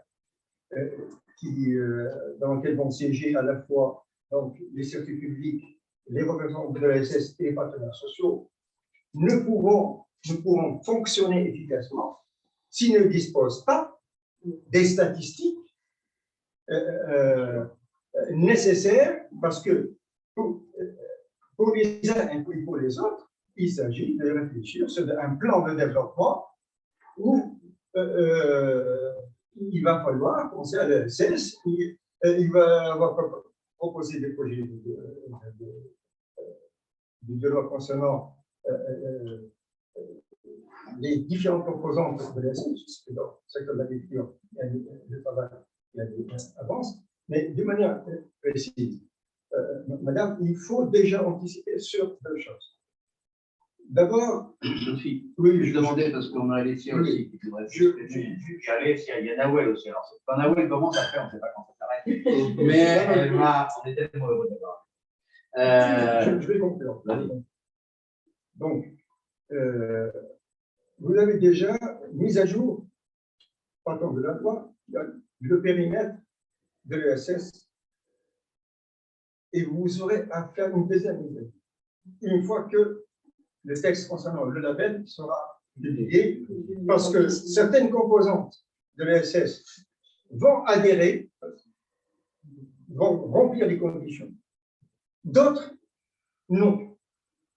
Donc, il y aura une ESS à deux vitesses, une ESS labellisée et une autre. Donc, il faut première anticipation. Deuxième, c'est vrai que nous disposons aujourd'hui de données ministère de l'Agriculture pour des raisons historiques, mais aussi par rapport à la logistique dont ils disposent. Nous avons des informations qui nous permettent d'avancer. Mais, comme je disais tout à l'heure, il ne faut pas perdre de vue la dynamique de l'ESS, et donc le tissu associatif, les entrepreneurs sociaux, qui opèrent sous la forme soit société commerciale, les sociétés, le secteur privé, qui va en partie être capté par l'ESS. Donc, les fameuses SA, les groupements d'intérêt d'économie qui vont basculer dans l'ESS, une fois ils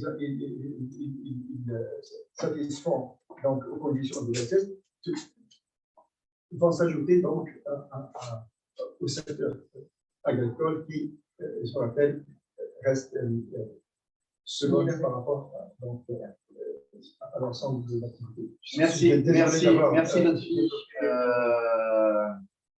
Alessia, cara. Bonjour à toutes et tous.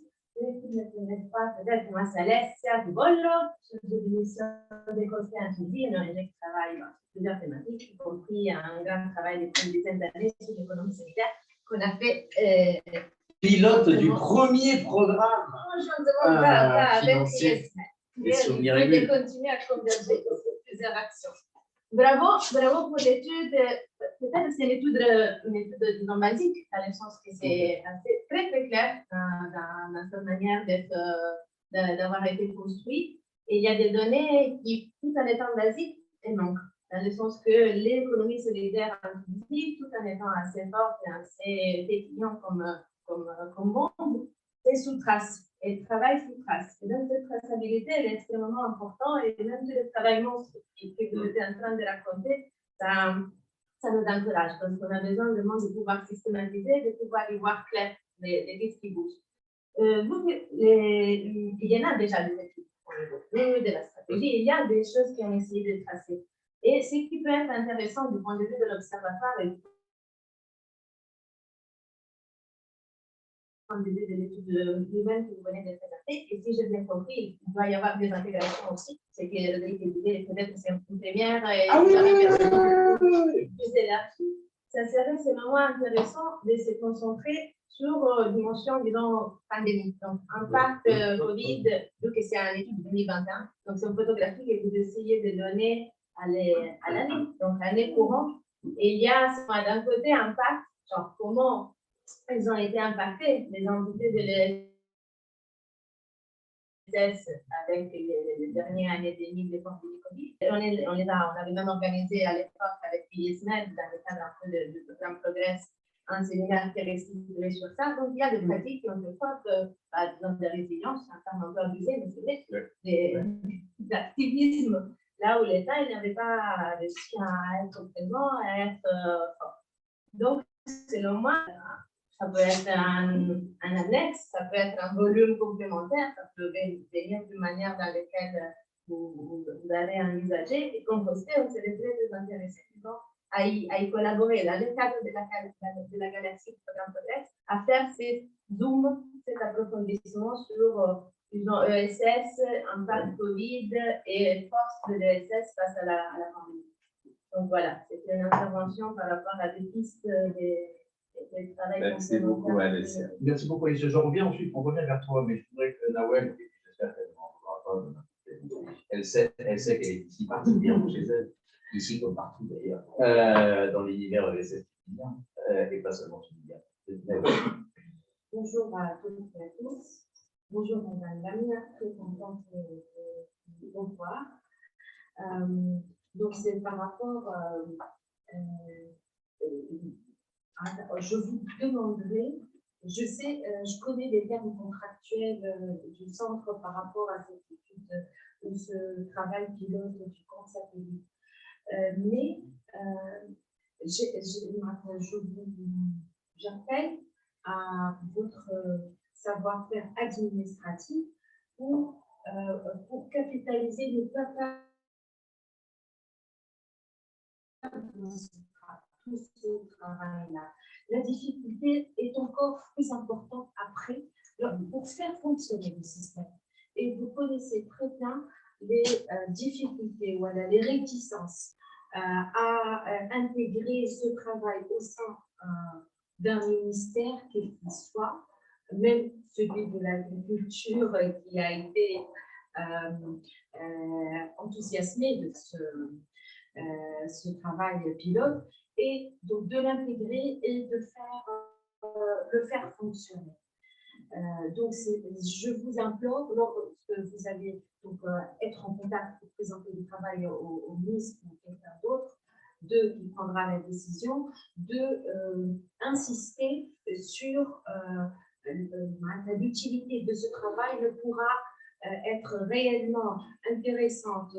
L'argent qui a été, l'effort des personnes qui ont fait ce travail ne portera ses fruits que lorsque le système travaille, parce que s'il est statistique, ça ne servira à rien qu'à l'année où les données ont été prises. Donc vraiment, ça c'est très important. Deuxième chose, une question. Est-ce que vous pensez qu'il faudra régionaliser au lieu d'être centralisé à certains ministères, puis collecté au niveau de l'Institut de statistique, etc.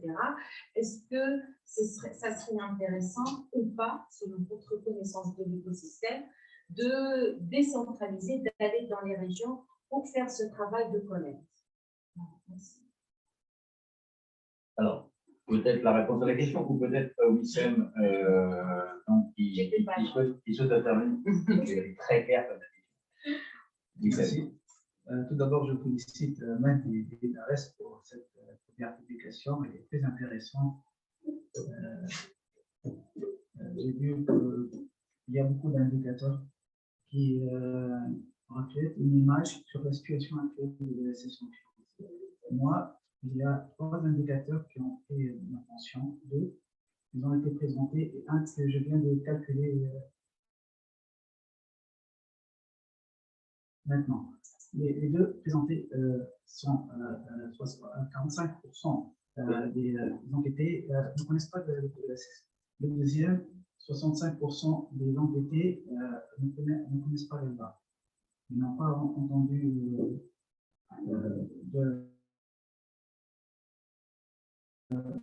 rien de la loi. Donc ça montre qu'il y a un vrai problème de communication. Et ce, malgré la réalisation d'un plan national de communication sur l'ESS depuis 2019 dans le cadre du projet PROMES qui est exécuté par l'unité. Le troisième indicateur, c'est le pourcentage de la population active. Nous, lorsqu'on a élaboré les études stratégiques sur l'ESS, l'indicateur était de 0,5% de la population active. Les chiffres présentés maintenant, c'est aux alentours de 0,6%. Il n'y a pas une grande évolution et ça montre qu'il n'y a pas une grande création d'emplois durant ces 3 dernières années. Donc, et ça malgré les efforts, les efforts déployés surtout. De financements qui ont été mobilisés pour la création des structures et le développement du secteur de l'ESS. Et ici, je reviens sur le prêt de l'Italie de 50 millions d'euros, ou aussi la BTS qui a normalement commencé à financer et à travailler sur le financement des structures de l'ESS ainsi que les IMF. Donc, je pense que vraiment, il y a un problème de communication, mais aussi il y a un problème d'encadrement et de formation aussi. Et je pense qu'il est indispensable aujourd'hui d'accélérer le processus de mise en place de l'instance tunisienne de l'économie sociale et solidaire, qui sera la structure publique ou le gouvernement qui est chargé de pilotage, de coordination et d'exécution de la stratégie nationale, la vision et la stratégie nationale du pays. Donc, ce sera, je pense, une urgence actuellement. À la fin, je félicite Madame Lamia et le Conseil supérieur statistique de la création du compte satellite. Le compte satellite était une des recommandations stratégiques de l'étude stratégique sur l'économie sociale et solidaire qui était élaborée en 2017 en partenariat entre le ministère de l'économie, du développement et le PNUD, mais aussi c'était un des objectifs du plan de développement et de la stratégie nationale de l'économie sociale et solidaire élaborée en 2017. C'est un des objectifs nationaux qui a été réalisé, mais espérons que les objectifs qui restent ils seront reconduits dans le nouveau plan de développement et on aura à déployer plus d'efforts pour accélérer la réalisation des autres objectifs. Et merci. Merci Wissem, merci à tous pour vos interventions. Madame, vous avez été interpellée également par Nawel. Une réponse à son inquiétude ou à sa... Oui, donc je vais essayer de réagir par rapport à ce qu'a dit Madame Nawel et c'est l'autre aussi pour cette question d'abord d'actualisation qui demeure, donc c'est l'action la plus importante à faire dans tout travail. C'est-à-dire si par la suite on n'est pas en mesure, où il n'y a pas de la volonté d'actualiser les données et d'avancer, ça sera un travail ponctuel qui ne continuera pas et ce n'est pas notre but. Donc, comme l'a dit Wissem, j'allais le dire dans mon intervention, mais je ne vous laisse pas clore, c'est que cette prise de conscience donc, des pouvoirs politiques était palpable, disons, à deux niveaux. D'abord, il y a eu, au niveau du plan de développement en 2016-2020, on avait parlé de la capacité de l'économie sociale et solidaire à jouer un rôle important dans le développement économique et social d'une manière générale. Et c'est pour ça qu'il y a eu cette étude stratégique qui a été commanditée par le ministère du Développement à l'époque, qui a fait ressortir un plan d'action. D'ailleurs, on s'est basé sur les recommandations de cette étude pour travailler sur ce compte satellite. Pour répondre donc à Nawel, sûr, si on n'actualise pas au fur et à mesure les séances de travail qui relèvent du système statistique, mais pas uniquement du système statistique, mais aussi de la capacité des utilisateurs ou des partenaires de ce secteur de fournir l'information. Donc, il y aura un échange et un va-et-vient entre le système statistique, je ne dis pas uniquement le conseil, entre le système statistique, mais aussi les structures productrices, le ministère de l'Agriculture et toutes les autres structures. C'est par rapport à, donc, aussi bien au niveau du champ, parce que comme l'a dit Silox, nous, quand on a travaillé, on a commencé à travailler, la loi n'est pas encore parue. On a été plus large que la loi, parce que quand on a regardé les benchmarks internationaux, ce que font les pays, c'est différent de ce qu'on a obtenu au niveau de la loi tunisienne. Parce que dans des pays, c'est un peu plus large. Il y a le travail bénévole dans certains pays intégrés. On a vu des pays, je pense que l'Allemagne, c'est aussi l'Allemagne, qui, par exemple, dans le secteur de la santé, les structures hospitalières sont considérées, plusieurs des structures hospitalières sont considérées comme faisant partie de l'économie sociale et solidaire. C'est des structures de l'économie sociale et solidaire. Donc, nous, on a été, donc, par la suite, on a collé à la loi tunisienne. Et ce qu'on va faire une fois qu'il y aura labellisation, on sera également, on collera à ce qui sera considéré comme structure de l'économie sociale et solidaire. Donc, bien sûr qu'il faudra faire ce travail aussi pour être en cohérence avec la loi, pour être en cohérence avec ce qui ressortira de la loi et de l'application des décrets d'application. L'instance, par la suite, on verra ce qui en sortira. C'est obligatoirement de coller à ce qui se fait, même si pour nous, la définition est plus large. Si on regarde, comme je dis, le benchmark international. Donc, cette question d'identification, de coller à la réalité, d'aller, par exemple, par la suite, comme l'a précisé Madame, s'il y a un impact ou s'il y a des contraintes au niveau national ou au niveau international, de prendre compte de la réalité du terrain pour aller chaque fois être en cohérence par rapport à ce qui existe. Donc, c'est un travail continu d'actualisation, de coordination qui devra être mis en œuvre. Donc, nous, au Conseil, pour le système statistique, mettra le cadre global, le canevas sera tracé. Par la suite, il y a tout un travail de continuité qui doit se faire entre les structures productrices, le système statistique et tous les intervenants, donc au niveau public, au niveau privé, sinon ce sera un travail ponctuel qui n'aura pas sa force d'existence si on ne procède pas à cet exercice d'actualisation tout au long du processus. Juste de ma part, je veux dire qu'à la fin de la réalisation de cette étude, j'ai retenu 3 constatations.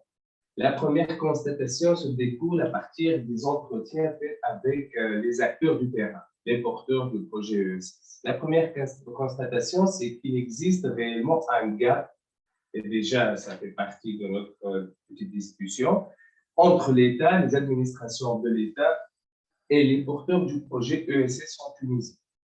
Vraiment, et c'est pour cela, déjà COIC, malgré votre campagne, malgré la campagne de l'État, mais la campagne ne trouve pas de réponse d'écho sur le terrain. À mon avis, il faut impliquer les acteurs dans une approche plus participative dans les stratégies nationales du pays. Peut-être du GTT, peut-être aussi les organisations gouvernementales, d'ARES aussi pourront jouer le rôle dans ce sens. La deuxième constatation, c'est qu'au niveau de la concentration des structures ESS sur tout le territoire tunisien. Nous avons remarqué que la plupart des structures se focalisent ou bien se localisent sur la région côtière. Avec une telle architecture, je ne vois pas et je ne pense pas que l'ESS pourrait répondre à l'enjeu de la disparité régionale et de l'inégalité sociale. À mon avis, il faut aller à l'intérieur du pays et encourager des initiatives ESS vraiment à l'intérieur du pays. La troisième remarque, il n'y a pas que l'agriculture dans l'ESS, il y a d'autres secteurs promoteurs. Il faut investir, il faut miser sur les jeunes pour mener ces acteurs-là. Et voilà, c'est les 3 constatations vraiment que j'ai structurées tout au long de cette étude-là. Merci Mehdi, il va falloir nous quitter, mais je voudrais alors juste, elle m'a promis que ça serait tout petit monde. Pour réagir à ce que vous venez de dire, Wendy, je ne comprends pas les régions côtières, qu'est-ce qu'elles ont par rapport à l'ESS, c'est là où il y a le plus de concentration, c'est des structures historiques. Mais depuis 2011, il n'y a aucun souffle dépensé dans les projets dans les zones côtières. Tout a été mis par cette optique de développement, discrimination positive, ni promesse, ni pagesse, ni rien du tout. Ça, et c'est un indicateur pour vous dire que, vite fait, dans ces régions-là, les gens l'ont adopté et ont réagi tout seuls. Il n'y a aucun appui de l'État sur ça et nous revendiquons notre part de financement public et de la coopération internationale dans ces régions-là. C'est pas normal. Et donc, ce cas-là, on revient au problème des données. Mehdi, on va s'arrêter là. Oui. On va s'arrêter là pour l'instant, j'en suis désolé, mais il faut quelques-uns avoir des engagements. Nous sommes arrivés au terme de notre horaire, il faudrait faire des journées plus longues. Juste pour rebondir sur ce que tu viens de dire, Nawel, ben oui, mais tu tends la perche. Dire quand même qu'à la fin du mois de novembre, il y aura le premier forum méditerranéen de l'économie bleue solidaire à Sousse. C'est quoi l'économie bleue solidaire? Ça associe l'ESS et l'économie bleue. Donc, on est sur les zones côtières. Donc, ça va être une occasion de mettre un gros coup de projecteur sur les problématiques littorales et sur les choses qui se font dans ce cadre-là. Alessia, merci pour tes suggestions, propositions. C'est vrai, c'est un premier rapport qui est basique et je dirais presque volontairement basique. C'est un outil de vulgarisation. Il ne fait que 60 pages, écrit en gros sur des petites pages. C'est pas l'ESS expliqué aux enfants, mais voilà, c'est d'abord de la vulgarisation. Et il nous faut aussi des outils de vulgarisation. Sachez à ce sujet que vous avez donc repéré aujourd'hui le vulgarisateur chef. Il est à votre disposition. Non, pour, si dans le cadre de votre organisation, dans le cadre de n'importe quoi, vous voulez que quelqu'un de compétent et d'éloquent vienne vous parler du travail de l'Observatoire de façon générale, de ce document en particulier, des prochains projets, il est, je dirais, sa mission est une mission de service public. Tu me taperas après. Et ça, je pense que c'est très important. Quand tu dis on voudrait faire des focus sur ceci, sur cela, génial. La vocation de l'Observatoire, c'est d'être en capacité d'apporter des solutions. Ce n'est pas Mehdi tout seul qui va les apporter. Ce qui veut dire, c'est qu'il faudra qu'on ait. Bon, il y a la ressource, il y a le début de la ressource. Ensuite, Inch'Allah, il y aura des équipes, je dirais, qui se montreront en fonction de la demande et en fonction de la capacité qu'on aura de faire l'ingénierie, notamment financière. Je sais que nos amis québécois, qui sont partis, dans le cadre de, comment ça s'appelle, Fortress, où ils ont prévu de faire une étude sur je ne sais pas quoi, ils se disent c'est peut-être pas la peine de faire 20 fois les mêmes études. Ou utilisons des compétences déjà existantes pour les focaliser sur tel ou tel sujet, qui dans un cas sera les femmes, dans un autre cas sera… Bon, voilà, ça peut être beaucoup de choses. Donc, il y a un outil de départ, et cet outil, il faut se l'approprier parce qu'il est fondamentalement à vous, que vous soyez public, privé. On est ici dans un centre de ressources, et le job d'un centre de ressources, c'est de fournir des ressources. Donc, même discours sur les autres cours. C'est donc quelque chose qui me semblait important. Ensuite, sachez que ce ne sont pas des forces obscures qui vont décider de la suite des opérations. Je l'ai dit au tout début, mais je reviens sur le sujet. L'Observatoire, ayant une dimension d'utilité publique, doit se doter d'une gouvernance d'utilité publique. Ce qui veut dire qu'il y aura donc un conseil scientifique de haut niveau qui va se mettre en place très prochainement, dont je ne vais rien vous dire de plus, si ce n'est qu'à mon avis, deuxième quinzaine de novembre, on sera en capacité de communiquer très publiquement sur le sujet. Je parle de la deuxième quinzaine de novembre parce que Madame Zébi nous a parlé de la conférence qui va être organisée par le CNS sur le volet agricole du Conseil. Et donc, il y aura des avancées rapides là-dessus. pour que ce soit ce comité ou ce conseil scientifique qui évalue aussi les demandes, les besoins, les ressentis, et puisse orienter, je dirais, le travail scientifique et d'études de l'Observatoire. Et plus de travail il y aura, plus Mehdi sera content, plus tout le monde sera content, et voilà. Voilà juste ce que je voulais vous dire. Message central, cet observatoire est à vous. Dares, c'est à vous. Hier, on parlait de CITES, on pourrait dire que cet espace, vous avez quelque part la maison des associations de Tunis. Je n'en dis pas plus pour ne pas, à mon tour, rallonger l'horaire. Simplement vous remercier encore infiniment, Madame la Présidente, Madame Lamia, comme on dit ici, Madame Zédi, comme on dit par chez moi, pour votre présence. Je ne vous cache pas, on va aller déjeuner ensemble, on va en profiter pour papoter. De la suite des opérations et puis de tout ce qu'on peut faire ensemble. Merci. À bientôt. Merci Mehdi. Et merci à vous. Ciao.